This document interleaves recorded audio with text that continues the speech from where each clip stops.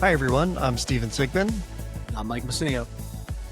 and this is the weekly movie throwdown, a discussion show where each week we dig into a film that fits our overall monthly theme. This month, it's November. It's Noir-vember, I guess. And we decided to look at two femme fatales who are very prominent in the noir genre, Barbara Stanwyck and Veronica Lake. And we're not pitting them against each other necessarily. We're just kind of looking at their bodies of work and enjoying them because they're both pretty amazing. Yeah. I feel like, though, we will end up at the end deciding which one we feel like is not necessarily better, but the one who defines the genre a little more. It's inevitable. We're going to have to make a decision. I mean, Barbara Stanwyck really Whoa, is hands down. Don't spoil it yet. We haven't even queen. watched the movies. Calm down.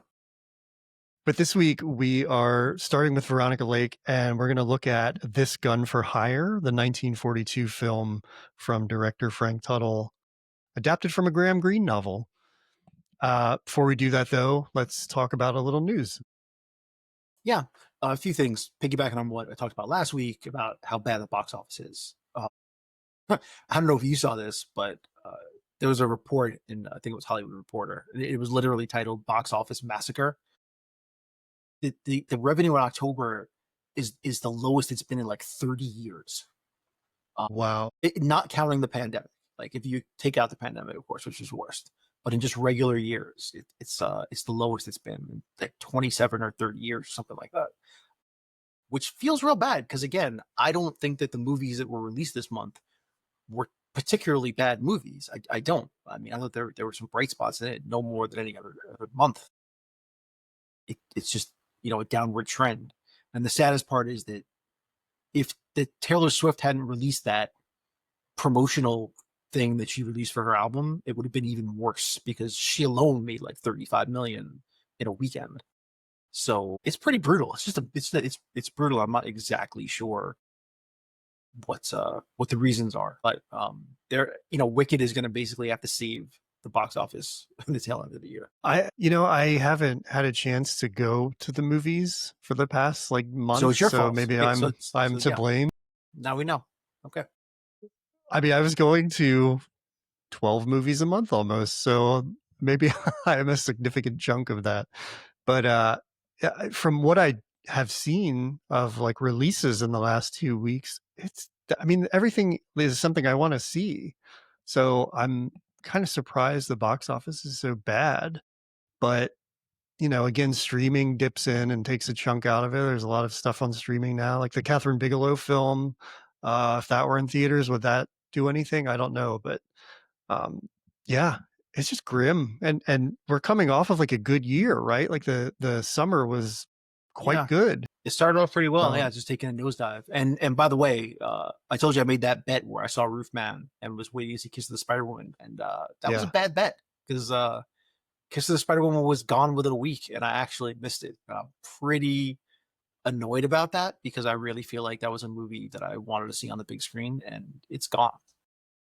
So I think once you actually see it, you'll feel like you dodged a bullet. I mean, it didn't even make $1 million in its first week. No, it was real bad. Yikes. But again, I don't know. These are the idea that other than horror, what movies do people want to see? Yeah, they don't want to see anything, apparently. I mean, superhero films outside of Superman didn't do well this year, the Marvel stuff.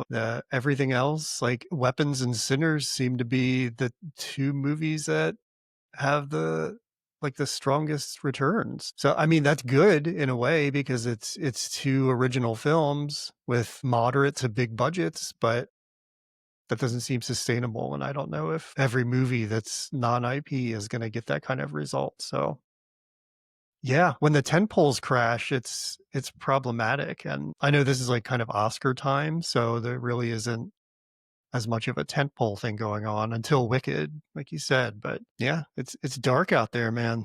And it's really is throwing the Oscar stuff into it's thrown a bit in disarray because I think people had an idea of where the Oscar nomination. Dwayne Johnson and Jeremy Allen White were in that conversation, and after the performance of both these movies, Machine delivered nowhere. I think that's a total wild card now. I think maybe one gets in. I don't think both of them get in because neither of those movies were successful. I don't. Yeah, I think the whole thing is thrown in question now. So it's going to be interesting to see how it all shakes out. Of the two, who do you think would get in? I mean, people love a good biopic or biopic, depending on how you want to say it. I feel like Jeremy Allen White might squeak by because The Smashing Machine did so poorly, and I think he's got a little more love in general. But I don't know.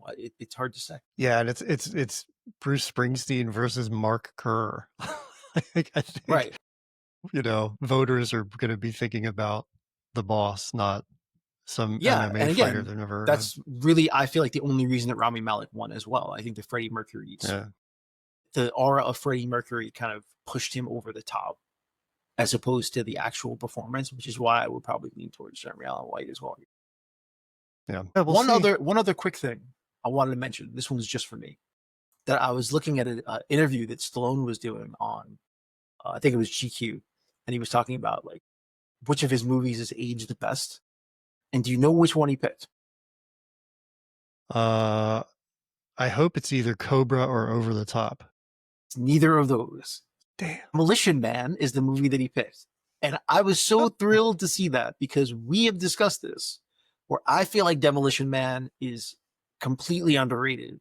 And I think eventually we're going to bring it up to the pod because I feel like it should be discussed. I just think it's an excellent movie, and it honestly ages better every year as we get closer to our dystopian future. I just feel like it did a lot of things right, and it's got one of the best Wesley Snipes performances of all time. And Sloan mentions that too, that he thought that Wesley Snipes was great in it, which he was. So I was kind of thrilled to see that he shouted out Demolition Man. And Taco Bell is still around, so that's a Yep. good sign for. And the reason I'm actually kind of surprised he mentioned that one too is because he didn't write or direct that movie. He just started it. Yeah, So, that is surprising. and maybe that says something as well. I mean, that was a period where he chose to be in the movie. And maybe, yeah, I hate to say it, but maybe that's why it worked really well. Probably.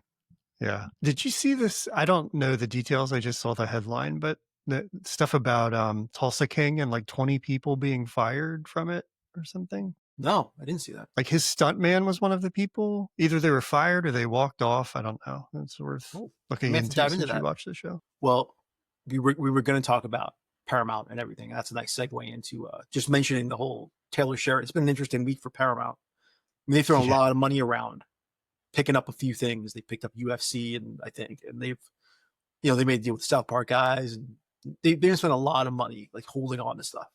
But amazingly enough, Sheridan jumped ship and went to NBC Universal. Yeah, which is pretty shocking. That's like a seismic thing because I mean Taylor Sheridan is kind of an industry into himself. But I have to admit, it doesn't surprise me all that much because I think that Taylor Sheridan was essentially running Paramount, and now that the people that bought it want to run Paramount in the way they want, I think that maybe they wanted to scale back his power. And I don't think he wanted to do that. And so I can almost understand why they might not want to work with him anymore because he could basically do anything he wanted and he had no limits on his budgets or anything. But the other thing is that he wanted to make movies and Paramount wasn't really supportive in making the movies he wanted the way he wanted to make them. And that's how Universal got him because before the TV deal starts in 2028, he's going to start writing and making movies for Paramount starting next year. And I think he wanted to get back into making film. The reason for Paramount that I don't think it's a tragedy is that everything that he's already made for them and all the projects in the pipeline, so all those Yellowstone spinoffs and Nola King, the Tulsa King spinoff, all of those are staying with Paramount. The only difference is that he won't be involved in them anymore. And so we'll see how much importance he actually has, which may be a lot. But the properties themselves are going to stay with Paramount. So they have a lot of material from Taylor Sheridan still. And he has to come up with new projects for Peacock or, NBC Universal. So I'll be curious to see how that goes. Yeah, it'll be interesting. And because they have that South Park deal, which sounds similar to his, it's probably for more money, but that's just throwing a lot of money out the door. And I don't know. Well, I guess it makes money, all of the Taylor Sheridan stuff and South Park, but they're just spending a lot of money on those two properties, being Taylor Sheridan and South Park. So makes sense that it's helpful for them that one of them is jumping ship because that's less money they would have to pay. Maybe. So I I don't do know. wonder though, if you knew that you had to choose between one of the two of them and you had the $1 billion to spend, Yeah. I'm not sure that paying that much money for 12 episodes of South Park a year is a better bet. I mean, but again, I don't know the numbers of how successful South Park really is. I know it's successful, but I wonder, is it like as successful as the million projects that Taylor Sheridan was doing for them? I don't know. Yeah, it can't be. I mean, with what they're being paid, like, But at the I same don't know. time, the Taylor Sheridan stuff was really, really expensive to make. That was part of the thing they were bristling against. Like he basically said, I don't want any notes on my budget, nothing. I want to do exactly what I want to do. With South Park probably cost, $50 a week to make because they've been making it the same way forever. So maybe it makes more money than we think it does. Yeah, I guess so. I don't know. I mean, I know Paramount is looking to spend and save, and they laid off 2,000 people this week with, I think, 2,000 more coming. So that's kind of grim, but at the same time, they're spending on like UFC, like you said, and paying this South Park deal. So it seems like they're getting away from movies a little bit, which is unfortunate. But if they buy Warner Brothers, maybe they're focused on Warner Brothers making movies and Paramount being its own thing, doing Speaking TV. of that, I don't know if you heard the latest that supposedly Netflix is talking about making a bid for Warner Brothers. Just Jesus. I did hear that, but I forgot. Yeah. Wow. What are the implications of that? I mean, just I can't even really begin to think about them. But look, any consolidation to me is concerning. yeah. But yeah, the implications of Netflix, a streaming company, buying an actual studio. Yeah, I don't really know what the implications of that. If they would leave it alone and let it run itself as it has been, or they would bring it into the streaming model. So there's a lot of questions that will be up in the air about something like that. I don't know. Yeah, I mean, I guess Max has, right now they show all the Warner stuff and it's like after a theatrical release. Would Netflix do the same thing? I don't know. I mean, maybe that's a way for them to finally get an Oscar by having something through the Warner Brothers arm because they get nominated, but never win anything. That's possible too. So I don't know. Ted Sarandos wants that hardware. Yeah, but it also would allow Netflix to get into the news business because they'd have CNN, allow them to get Yeah. into Discovery stuff. It could be a big win for them if they got it, but there's no guarantees of any of this, right? Big loss for the consumer though, I I would think. say so. All right. Well, the news is grim, Well, I mean, we brought but the news down to a grim place, and that's a perfect place for noir to live. So I feel like we hit the tone. yeah, it's dark out there, and it's dark on the screen when we're talking about noir. So let's jump into this week's film, This Gun for Hire, 1942, Frank Tuttle.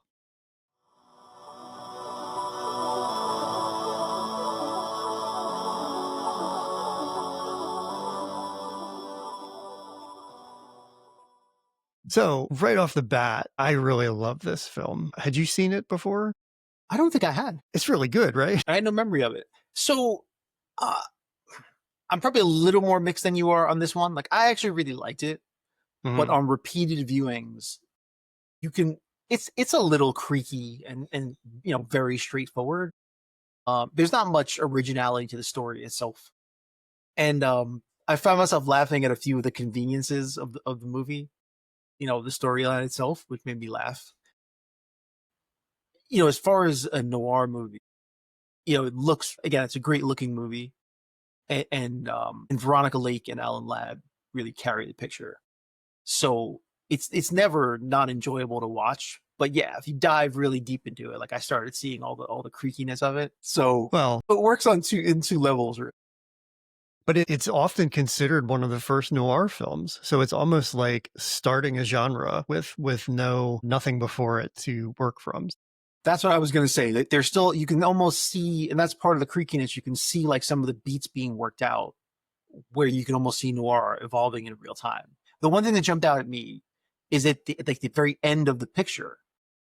It doesn't necessarily end happy, as no noirs really do. But then the end credits the music they play during the end credits is like this jaunty kind of like Yeah. upbeat dance thing. It's almost like you want to get up and jig to. It's like that feels like an abrupt left turn at the end of the movie. So I feel like they're still working out the tone of how to actually present these movies to you. Where you're like, that was strange. They want you to leave the theater happy, you know? Right, right. You just watched a dark film, like, why not lift the mood on your way out? Yeah, that was that. So I don't think they perfectly work things out yet. So you can feel that as well. Yeah. So this is kind of a typical noir film, and the story is that, and correct me if I'm wrong, but as I understood it, is there's a hired killer who is basically double crossed by his employer. He's given payment of marked bills. So he's like on the run because he has these marked bills and he uses one of them to buy something. So he enlists the help of Veronica Lake's character. Alan Ladd plays the killer. His name's Raven, which is like so awesome. But he enlists her help to go kill his employer, and things take a left turn, and you know, in typical noir fashion. But he's a great anti-hero, and not Alan Ladd's first role. He's been very much like a background actor in a lot of films, including Citizen Kane. But this is one of, if not his first credited role. Just it kind of like sets him off, which is really interesting. Yeah, so it sets off Alan Ladd's career and starts a relationship with Veronica Lake, which they end up making 4 movies together. Which is worth mentioning because when you dive into Veronica Lake's career, what you found is there were rumors that a lot of actors didn't want to work with her because they said she was difficult to work with. Now, again, this is the early 1940s. What a man considers difficult in terms of how a woman works in the industry, I feel like you have to take that with a grain of salt. It's like, did she stand up for herself a few too many times? Did she not allow, like, whatever rampant sexism that was going on at the time not stand, and they considered that to be difficult? I mean, who can say really? Or maybe she was difficult to work with. It's really hard to know, but I tend to take those things with a grain of salt because one of them was like, one of the actors was talking badly about her before they started filming, and obviously she didn't like that. And then he said she was difficult to work with, and it's like, really? Yeah. Okay. Well, and again, when she made this movie, Veronica Lake started acting around 39, but she was using her real name. Real first name was Constance. I can't remember her last name. Keen. Yeah, so Constance Keene is what she started out with. 41 is really where she, became Veronica Lake, and also, made the picture that kind of put her on the map, or that started her career, which was "I Wanted Wings," and she sings in that picture as well. But that's 41, so she's 19 when she does "I Wanted Wings," and so when she makes this, she's only 20 years old. I mean, she's very young, trying to navigate this industry. And so again, what does difficult mean when you essentially have a kid who is trying to work through the studio system and all the things that go with that? But it's sad to say that she's very much a person that the industry chews up and spits out. But we'll get to that towards the end of the pod. But for now, yeah. So this establishes the relationship with Veronica Lake and Alan Ladd, which again, I say that they carry the movie like everyone else. Once they're on screen together, everyone else becomes peripheral because not only do they have good chemistry with each other, but they both just have this presence on screen that draws you to them. Yeah, and it's going to go on. I think in total they did 7 films together. Was it 7? Yeah. Okay. Yeah. I remembered 4 off the top of my head, but yeah. 4 of which were essentially noir. I think Saigon, which was the last of the quote unquote noir films, maybe a little less so than the other 3. But there's this one, The Glass Key, and then the Blue Dahlia, which we're going to cover in 2 weeks on the show. I really love that film, and I love their chemistry together in all of these films. So I think it's like, in a way, it's kind of like William Powell and Myrna Loy around this time. Like the two, they just clicked, and the studio saw that and just threw them in a bunch of stuff together. Yeah. And they saw Alan Ladd. They realized that he could really, that he had a really good screen presence, and this finally helped him find his place in the industry as well. I do have to say though, on a side note, and I don't know if maybe this is just me because I'm always thinking about cartoons. I don't know why, but the character of Raven really made me think, is this the character that Warner Brothers based the gangster Muggsy off of? Interesting. I mean, one, because I mean, as we know, Alan Ladd wasn't a tall guy. That's one of the reasons that he worked with Veronica Lake, is that he was about 5'6", 5'7", which I And fully she's support. 5'1". Which I fully support away, Yeah. and fine with that. But Veronica Lake was like 4'11", so they had, in terms of how they looked on screen together, that was also a selling point for them working together. But point being, Muggsy was really small. That was part of the joke. Like, he was really, really small compared to his muscle. But the way that he speaks, like those short clipped sentences, really reminds me of how Raven talks in this movie. And so I didn't have time to look it up, but I would love to go back and see if it's either this or maybe they got it from Jimmy Cagney. It's hard to say. But I do wonder if Raven had any influence on Muggsy from Bugs Bunny cartoons. I will tell you something Raven absolutely had an influence on, and that's one of the films we did earlier on the show, The Killer, the David Fincher film, because that film is very much influenced by Le Samurai, the Jean-Pierre Melville film. And if you watch Le Samurai, the Jeff character has the exact same outfit that Raven wears in this. And the story, I mean, think about The Killer. It's a hitman who goes to get revenge on his employer, and the samurai's the same way. And so the first thing I thought of when I saw the Raven character was like, this had to inspire those two films. And I did a little research, and sure enough, it was a big influence on Melville's film. So that got me like incredibly excited to watch this when I Wow, I noticed thought that. that, and you're right. Now that you mention it, I mean, yeah, this character Raven and the character in The Killer, they do feel very similar. Yeah. Men of very few words. Although, and you can tell me whether or not you think the scene where we get more in Raven's background and we find out why he is the way that he is. Do you? I have to say, it's probably my least favorite scene. Like, I not only didn't want to know more about Raven, but I also, it felt a little melodramatic. I have to say that one of the guys that worked on the screenplay did say that he was like, the movie was a bit too much of a melodrama. And again, I think that's part of the evolving of noir, that they were still, finding noir, but this one feels a little more melodramatic. I think if you made this movie 2 years down the road, that scene would not have been in it. You wouldn't have gotten to see Raven break down and like get his motivation or find out that he was a beat up child and all of that. I think that we wouldn't know that. We might get a glimpse of it in some other way, but he wouldn't monologue about his damaged life. Yeah, I do not like that scene because he kills a cat, which is like incredibly upsetting to me, especially after just losing my cat a few months ago. That I think is important, that killing of the cat, because they establish at the beginning that the cat is like the thing he loves, and he literally like smacks a woman who tries to move the cat out of the room. I was definitely going to mention that, but go ahead. So, we're showing right off the bat that this cat is the thing he cares about. And then when another, as he calls them, toughie comes up in that barn or whatever they're in, the gasworks, and he has to make that choice, it shows you that he's going to save himself. But then when the time comes, it's establishing that he can't shoot Veronica Lake's boyfriend or potentially kill her.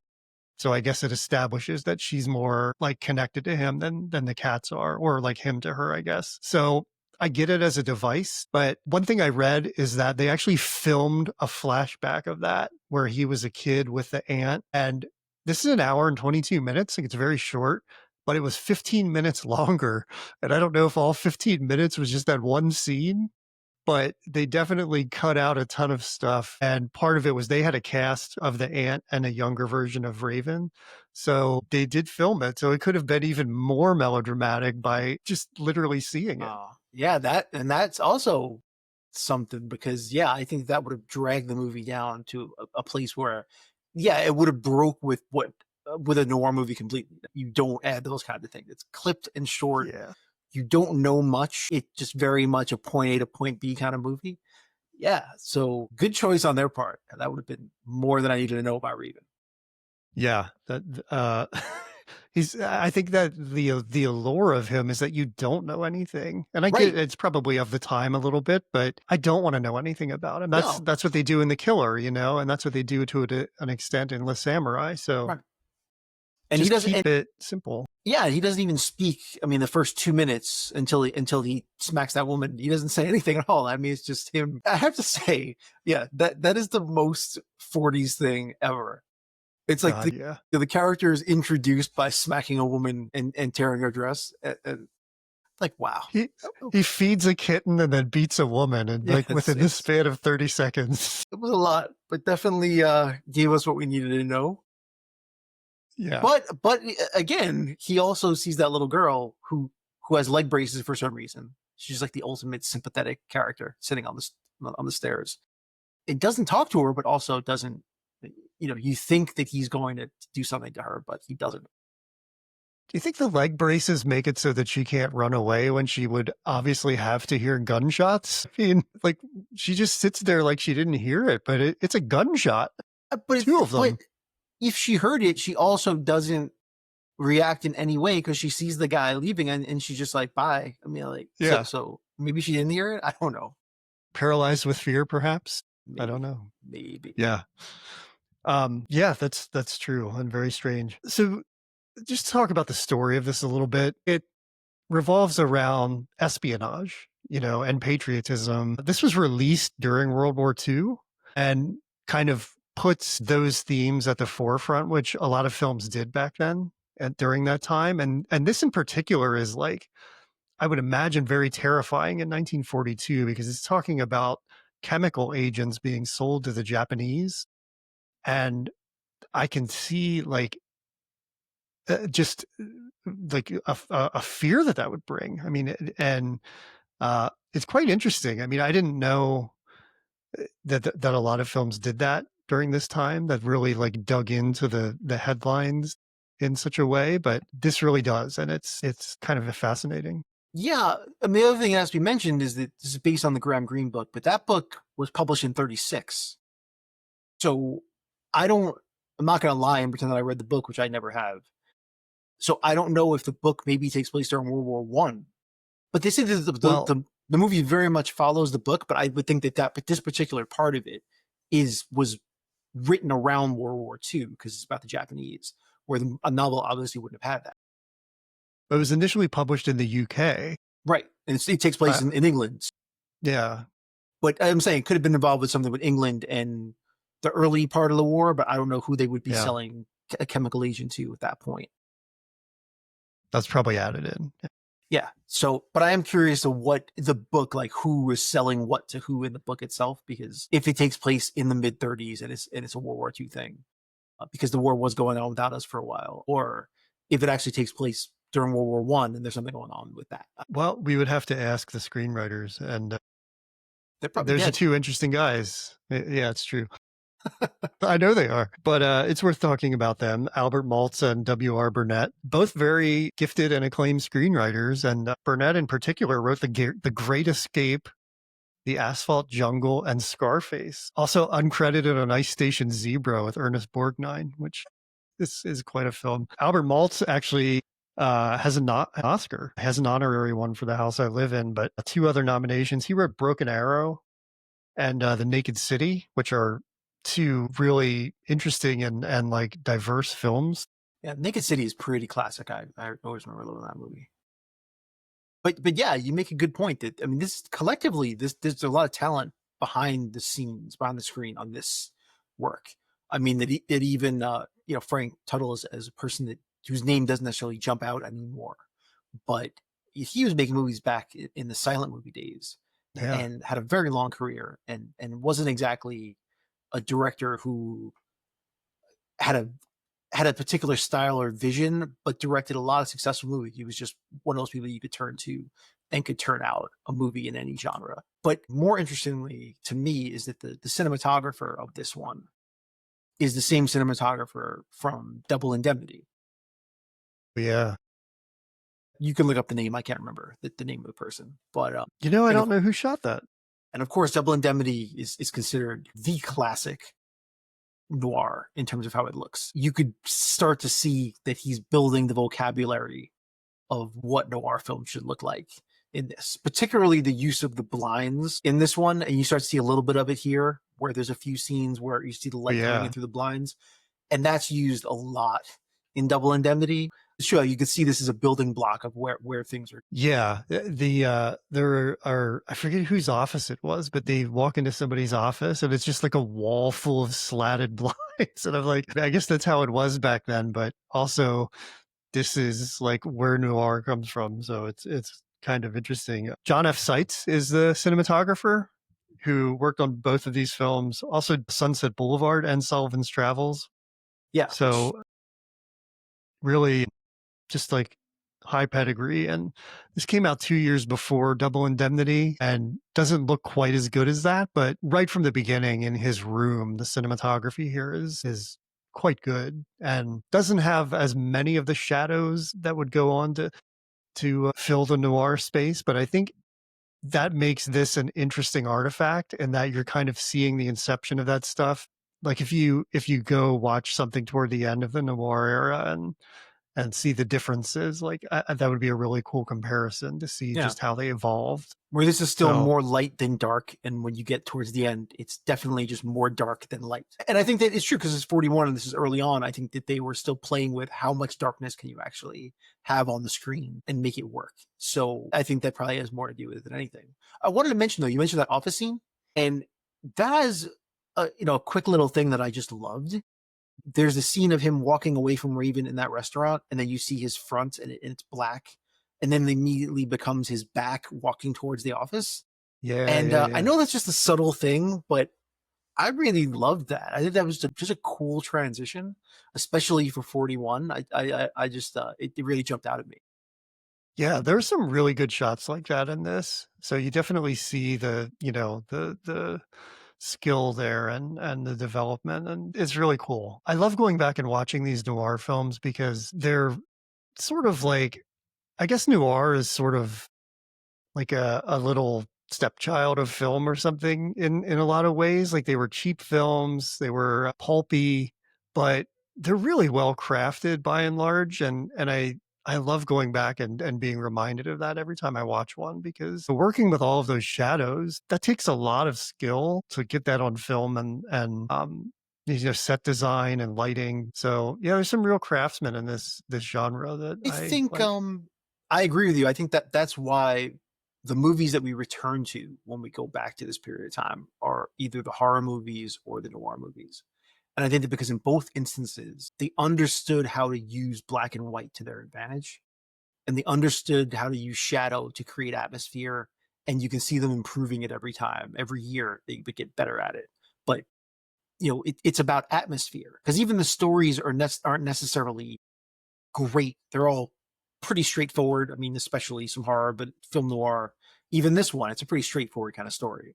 But they're tinkering with ways to improve the way that a film looks and hits you and comes across. Whereas a lot of the other ones are just cookie cutter movies. And you can see the innovation that they're using in terms of the materials they have to work with. And you see a lot of innovation in both of these genres. To that point, this same year, 1942, is the year Cat People came out, and that's widely considered like a masterpiece of using light or the absence of light. Val Lewton, who produced that, had very little money and created a lot of tension through just darkness. So you're right, like in horror as well as noir, that's really starting to come to the forefront in the 40s. And what a cool decade for for like lighting. You could kind of learn that you do a lot with very little. So yeah, I'm looking forward to talking about that more with some of the other films we have coming up this month. Yeah, absolutely. Let's see, what else do we want to talk about? Oh, there's a few We other want to things talk. I definitely had in Yeah, mind. yeah, I love in the carnival scene that the prize they're giving out is a carton of cigarettes. Did you notice that as well? That's the I thing. Like I didn't. said, that it works on two levels that you go back and watch these movies from the 40s. And they work in terms of movies, but they're also pretty funny. There's just things that make me laugh out loud when I watch Yeah, them. yeah, And in terms of the convenience things, that the climax of the movie takes place during like it's a gas, it's a chemical, like a gas attack drill. That's what it is. Yeah. And it just so happens that they're having a gas attack drill. So they're all wearing gas masks, which makes it incredibly convenient to impersonate another person. Um, A little eerie too. yeah, I'm leery, but that's what I mean. He just so happens to sit next to her on the train, and all Yeah. these little things that just coincidentally work out. Yeah. That's very lucky. Yeah. To Also, sit next as to they're him. about to get off the train, they just happen to find a guy whose wrist is wrapped. And like, we've got him, and allows them to slip away. Where Machinist, I cut yeah. it. So as I said, like there's certain things in this that are a little too convenient by half to make the Yeah. plot move along. And again, That's okay. I didn't read the book, and I'm not positive if all of these things were in the book themselves, but some of this stuff was very amusing. Laura told me the thing with the wrist is real for Alan Ladd. He somehow had some kind of injury that made his wrist like that, so they used it in the film. Yeah, I was gonna say that was excellent prosthetics if that was true. So yeah, that explains it. it's like Val Kilmer's elbow. Did you ever see that? He has like a golf ball sized bump on his elbow No, I actually didn't from see that. I think he fell off a horse or something, and you can really see it in heat. It's like a golf ball on his arm. I'll go Very back and look at that strange. now. No, I didn't realize that. Yeah. So speaking again in terms of the filming of this, I think that when they get into the scenes in the factory, that's really where the cinematography shines. Hmm. I just find the use of the industrial building and the way that's shot. I mean, because that's probably the darkest part of the entire movie. So that's where you really get a glimpse of what the future will look like in a lot of Yeah. ways.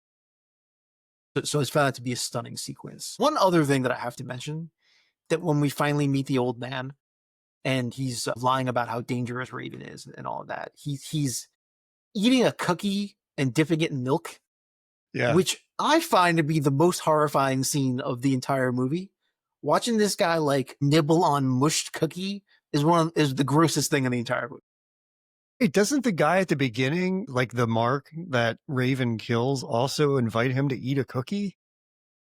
Remember, he said they're making coffee, but I can't remember if you guys. I think he's like, have a cookie or something like that. But yeah, watching that old dude like just like gum a soggy cookie was too much for me. It was worse than the killing of the cat because I didn't see the killing of the cat, but we had to watch that mashed up cookie. That was gross. Good old Brewster. Yeah. Anyway, Yikes. They mentioned the peppermints thing in this. Did we watch something recently that had peppermints in it as well? Or did I just watch something else? But I I'm remember. pretty sure there's something you were watching on your own. It wasn't a movie rated for the pod. Is a peppermint like a noir thing? Like something to do with killing? Because I feel like I watched it and whatever I saw where they mentioned peppermints, it's like in that context. I don't know. I'll have to research it a little bit. Maybe we'll see more peppermints this month if that's the case. Would be something. Or maybe peppermints were just a big thing that people ate in the 40s. I don't know. I guess, yeah. Possibly. Let's have to mention there's a monkey in this film, which is. And that is timely because there are monkeys on the loose right now as we speak in Mississippi. There are monkeys on the loose? Did you see that story? That no. Yeah, there was a research monkey. There was a crash where there were 6 research monkeys in like a truck, and 6 of them got loose, and 5 of them were captured, but there's still 1 monkey on the loose. Wow. That's so funny because apologies if you hear the roosters outside, but I'm in Key West right now, and we left Miami yesterday and passed a sign for something called Monkey Jungle, which it turns out is like a monkey habitat. So if this missing Reese's monkey has some legs on him, maybe he can head to the monkey jungle and find his friends. We can only hope. Yeah. We should mention Robert Preston in this as well, because he's like kind of the other lead and was, I think, actually up for the Raven role initially, and they didn't use him. No, not initially, because initially they wanted Peter Lorre to play the role, which would have been a very different movie because he's kind of known for his voice, and Right. Raven doesn't talk a lot. So that would have been a little different. But Robert Preston plays Veronica Lake's boyfriend, fiance, I guess, in this, and quite a filmography on him. He worked very late into the 80s, and one of his last films was The Last Starfighter, which is Absolutely Pretty remember him in The cool. Last Starfighter. Yeah. It's one of So those movies I hold very near and dear to my heart. I thought you might. That's why I mentioned it. Also in Victor Victoria, worked with Blake Edwards quite a bit. He was in SOB and The Music Man. So it seems to have the Course. longest career out of everybody in this film, because he worked into the 80s. Yeah, yeah. But yeah, I feel like we have to bring it back to Veronica Lake because obviously that's Yes. the person that we're talking about. It's what we brought this movie in the first place. So yeah, as we said, this is very, very early in her career. She's only 20 years old. They introduce her with that really interesting song and dance and magic routine, Yeah, which is actually pretty fun. It's a fun way to introduce the character. it is. I have to say, yeah, there are two scenes in which she's singing and dancing, doing magic, so to speak. It's a little stiff in my opinion. I think she's a Hmm. little stiff, but you could also see she's very engaging. She's kind of I mean that's why they showcase her that way. Yeah, do we love Hmm. the song? I thought initially that the first song that she does, I did not care for it. And then I found myself humming it like 3 hours later, like I couldn't get it out of my head. So Well, music minute on the show. All yeah, right. maybe I liked it more than I thought I did, but it was one of those strange earworms that just dropped into my brain. That's interesting. I focused on the magic. I was trying to, and Laura pointed out that she had stolen Gates's flower, like his lapel flower. Uh, and I didn't even see that. But then, like 4 minutes later, she puts it back on his Yeah, vest. So, she steals yeah. the flower, turns into a bird, and Yeah. then at the end she gives it back to him. And she stole the watch too, and then she breaks it. You hear a crack, and then she gives that back to Right. him She too. just steps on it. Did Yeah, she give that so back to him, or did she she just does. break his watch? She gives that back to him as well. So nothing was harmed in the magic trick. And then she The basically only turns one into a that's bird. right. The only one that's obvious is you can clearly see the camera cut when she goes behind the feather and disappears. Yeah. Yeah. But the rest of it looks pretty seamless. So I wonder how they pulled that off if she was actually doing any of that. I don't know for sure, but it doesn't like there was any, you don't see any cuts made in that Yeah. sequence until the very end. I did find myself thinking Yeah. how much of that was actually done and how much of it wasn't. Yeah. And she apparently does close-up magic because she leaves a trail of cards as a trail for the police Yeah. to find her when Raven takes her. I enjoy the use of magic props as like a Hansel and Gretel device. That was pretty Yeah. fun. I love that the one policeman tells the other one, like, "Hey, I recognize this card. Look for cards with these initials on it. Like there are going to be other cards on the ground. And they have to like ignore those to find these cards." That's pretty great. But yeah, Veronica Lake, famous for that hair, that is kind of like an inadvertent trademark for her, and she definitely has it here. And um, kind of a tough life. I was reading a little bit about her, and didn't go so well for her in the long run. Now you can see if you look at her career. I mean, it kind of goes from 42 to 49 really, but she loses her studio contract. They label her as hard to work with. Her last few movies didn't do that well. She ends up changing studios. That doesn't work well. But I mean, think about it from this perspective. So I mean, by the age of 30, I mean she's kind of already on the outs. And her career, for all intents and purposes, in Hollywood is essentially over. I mean, she's married a couple of times. Her second marriage does not end well. I mean, they end up in bankruptcy. She loses her house. She ends up going to Europe, doing some theater over there. But yeah, I mean, towards the end, she was living in hotels in New York. They were talking that she was actually homeless or destitute. They find her working as a waitress in a diner. But the main thing is she's been drinking. She starts drinking in her late 20s, and that's eventually what does her in because she ends up dying of like cirrhosis of the liver, but from all the Yeah, renal alcohol. failure. Yeah, so it is pretty sad. Again, I mean, there's lots of these stories when you go back and look at these older actors about how the system kind of chews them up and spits them out, and she very much went through that. I mean, she gets picked very young, gets churned out, trying to find her way, doesn't really get the freedom, I think, to figure out where she fits in, gets disillusioned by the industry itself, and just kind of ends up spiraling after that, and ending up pretty tragic. She dies at 50 or 52. Yeah. Yeah, probably not all that unusual of a story for actresses from that time, especially outspoken ones like she was. I saw that Frederick March, or not Frederick March, but Joel McCrae, who worked with her, I think on Sullivan's Travels, was cast opposite her in I Married a Witch. But he dropped out when he found out she was involved because he said life is too short to make two movies with Veronica Lake. And then Frederick March came on board. Yeah, she had a bit of a reputation, whether or But it not has to be that's, said that she ends up working with Joel McCrae again, like a few years yeah, later, like in yeah, 45. yeah, yeah, So again, we don't really know. And I think that's a little messed up because again, when she made Sullivan's Travel, she was 19 years old. I think it's really hard to label someone who was essentially a child, um, as a certain thing, and that she ends up carrying that with her. Uh, yeah, again, not surprising and kind of a shame. yeah. It just goes to show you around that time, like reputation is everything. And I mean, I think these days it's still a lot, but you can kind of work around it in some cases, and you're still going to get work. And I read that she was in Miami for a while too, and she was linked to Marlon Brando. And so when he found out that she was living the way she was, he sent her a check that she never cashed. And a lot of people, like fans, heard about how she was living and sent her money, but she never used any of it because she denied that she was like destitute. And so I guess there was a lot of pride there too. And but And yeah, maybe sad that's what story. people took as being hard to work with. That she was always just a headstrong person, Yeah. which could be misconstrued. But there was an incident supposedly.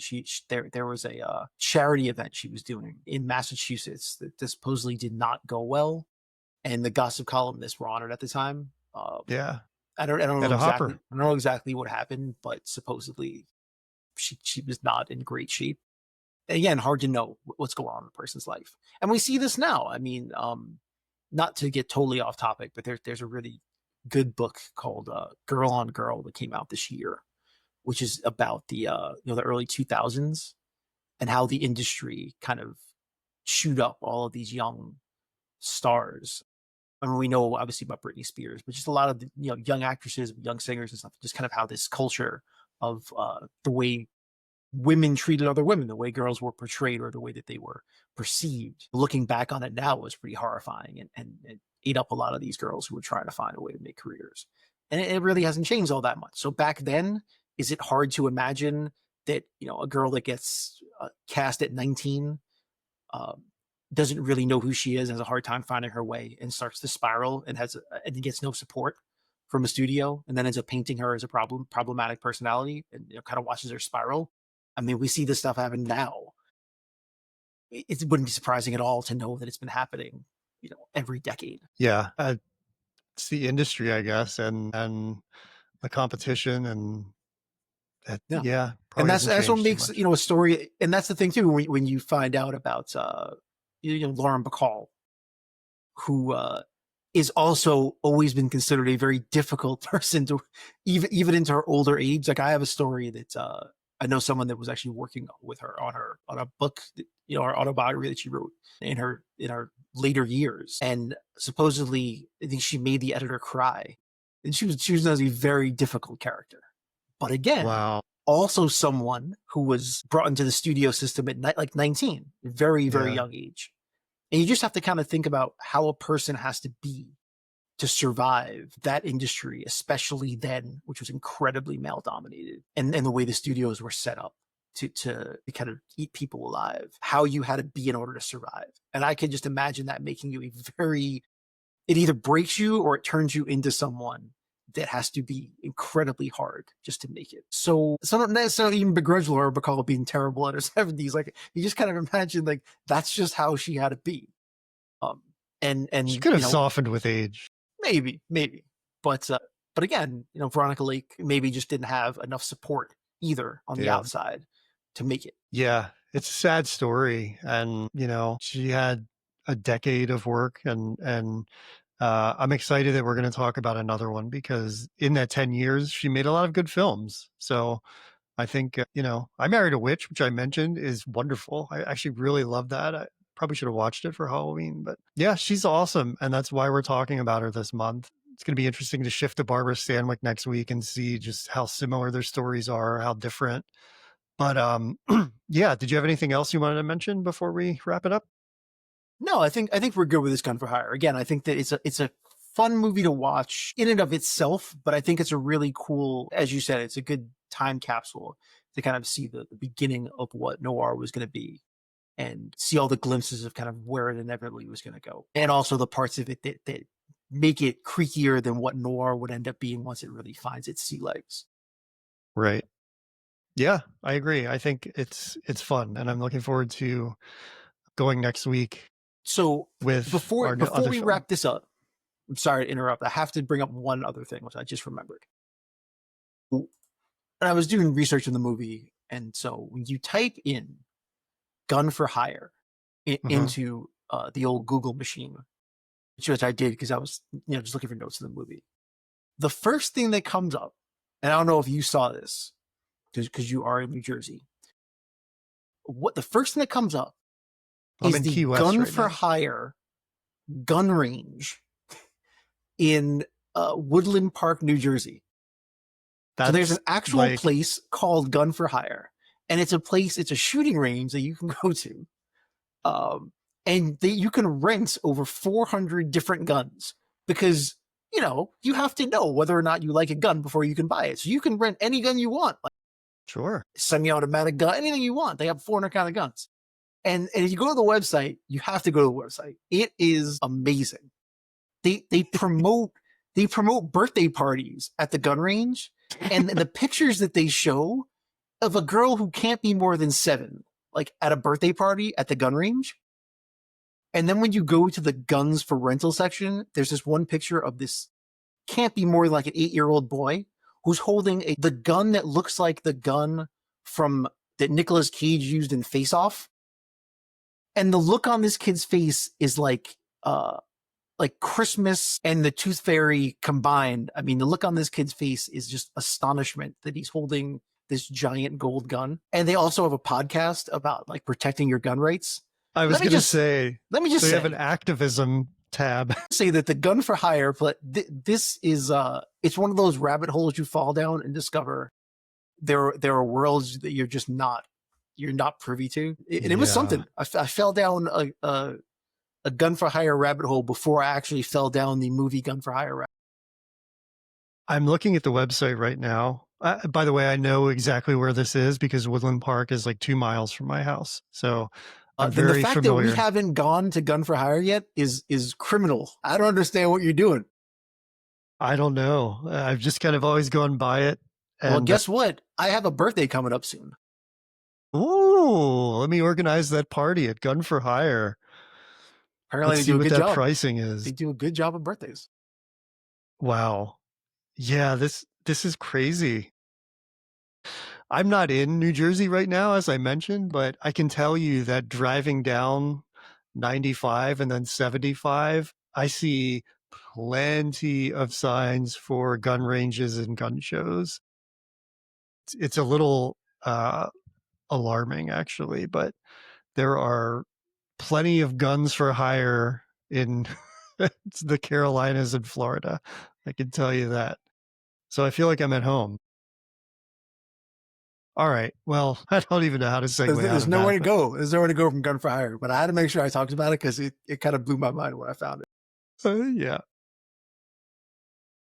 But yeah, so that's it for this Gun for Hire. And next week, I'm actually really excited about this because I've seen this film before and I like it a lot. We're going to talk about Clash by Night, which is 10 years down the road in 1952, directed by Fritz Lang. And this one stars Barbara Stanwyck, along with Marilyn Monroe. So it's quite an interesting film. I can't wait to hear what you have to say about it. So So I'm going that'll to be next week. assume because you're on the road, you haven't really watched anything again. Well, I was going to say, let's talk about what we watched this week.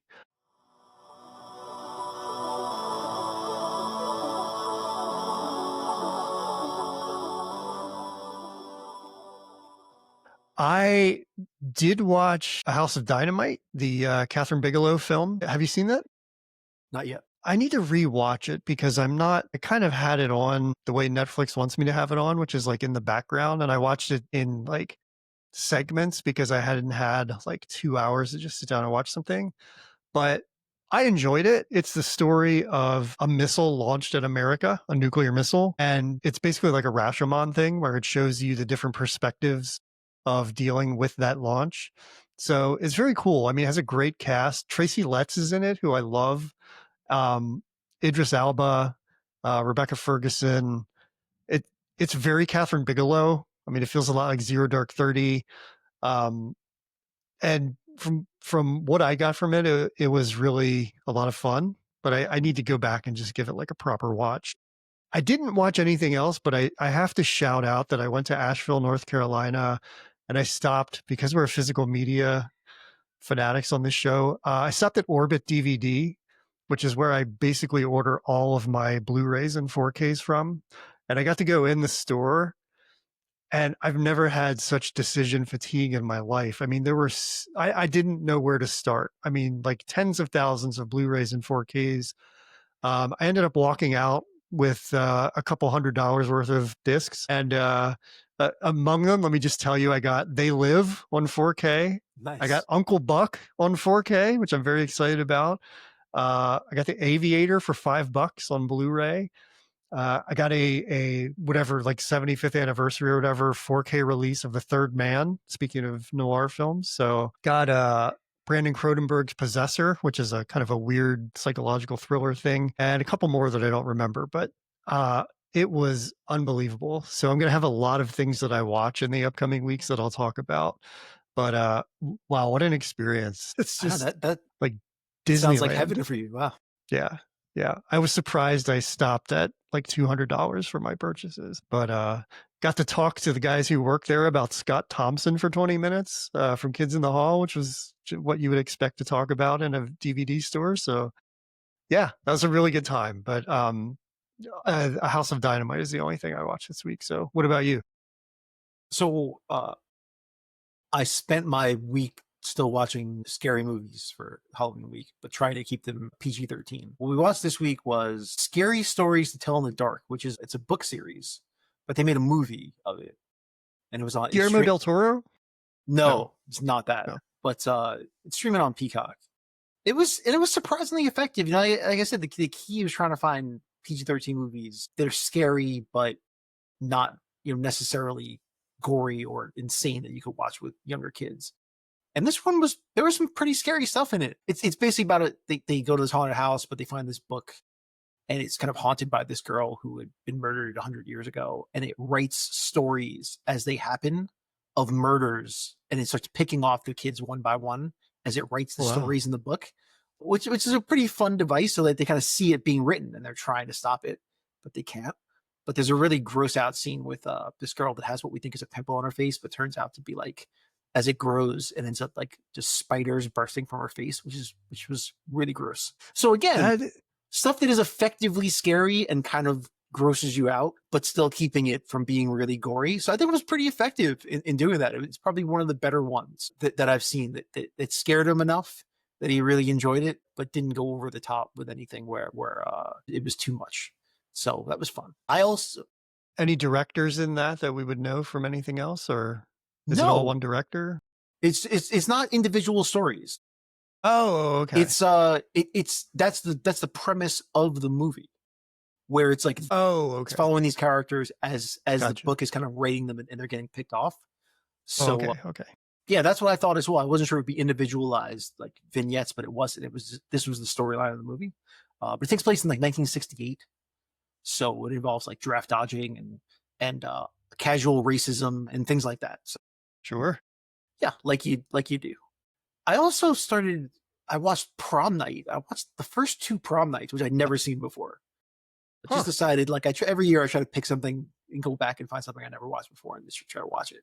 And so I watched Prom Night, and maybe one day we'll talk about this, like those horror movies from the really early '80s, they're kind of Yeah. after Halloween, and how like they don't know what they are yet. Like Prom Night's such a strange movie because it's a slasher movie, Yeah. but it also feels like a made-for-TV movie from the late '70s, and yet it wants to be like a drama. So it's still trying to take itself seriously while also being a slasher movie. and it hasn't evolved into just like the straight unslasher movies that like Friday the 13th become. Like I think it's like a genre trying to find its way. And so Prom Night was kind of fascinating to watch in that regard because there were so many different elements of the movie that don't really fit together that it was really interesting to watch. That's in that time, like Prom Night. That's not a holiday or anything, but they were really trying to cash in on Halloween. Like that's where Friday the 13th came from, My Bloody Valentine, Mother's Day. Like they were all trying to cash in on like holidays basically. And I think Prom Night is like kind of adjacent to that. I don't know what year it was, but I'm guessing probably close to 81, 82. Yeah, Prom Night was definitely runny. Yeah. So they didn't quite have that all ironed out yet, what the genre was really gonna dark be. though. I mean, it doesn't even explain like why they frighten this girl into falling out of a window. I mean, like, what are they even doing? Like, it's very strange the way that it starts. It's Jamie Lee Curtis, right? Yeah, yeah. I mean, based on the beginning, I mean, you're kind of rooting for them to get their comeuppance because what the hell did they do to this girl for no reason at all? It was terrible. Yeah. Well, that's cool. I'm glad you watched that. Are you going to show that to your son when prom rolls around I for him? doubt the Prom Night will make the cut. That's like a year away, right? A year or two? Yeah, it's not that far. Wow. Mm-hmm. He'll be plenty of time to get into Prom Night by then. Just check to make sure that he didn't murder anybody when he was a kid, and we'll be okay. I think we're fine. So now that it's November 1st when we're recording this, has horror gone away for you now and you're on to holiday films? Yeah, I kind of shut that door once. Although I'm still in the middle of The Haunting of Hill House, and so I feel like I've got to finish that. So I guess no more horror movies, but definitely some horror shows. Although I didn't get a chance to watch Black Phone, which I wanted to watch, so I don't know. Maybe I'll squeeze another one in because I wanted to watch the original of that because yeah. And Andy, who we had in the pod, of course, I was talking to him about it, and he's like, I don't know about that. He's like, I'm curious to what you think about it, which indicates to me that he doesn't think it's very good.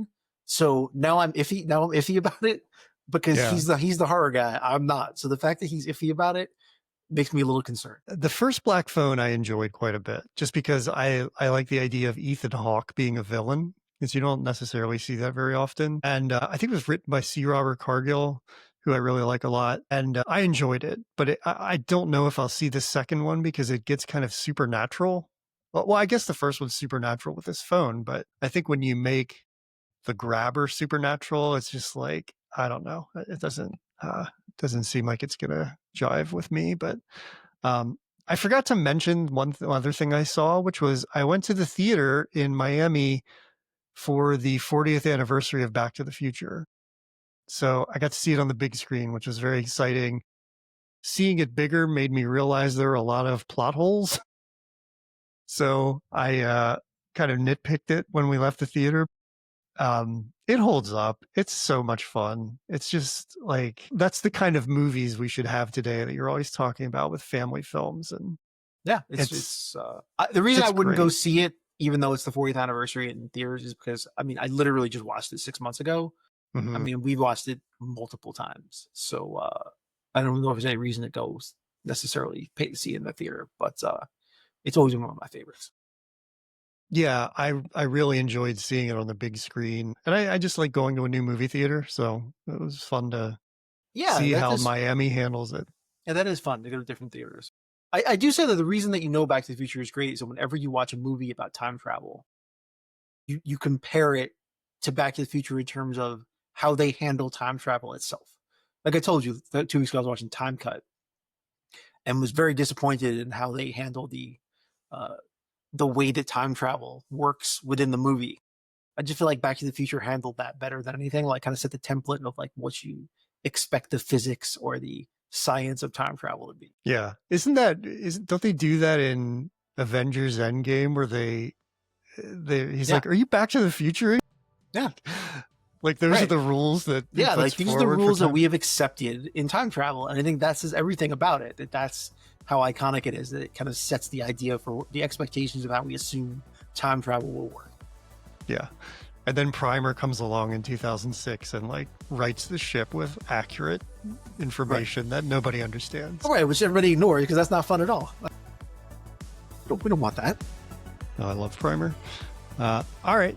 Well, well, that's it for another week. Thanks for joining us, and come back next week when we're going to talk about Clash by Night. We will see you then. So long.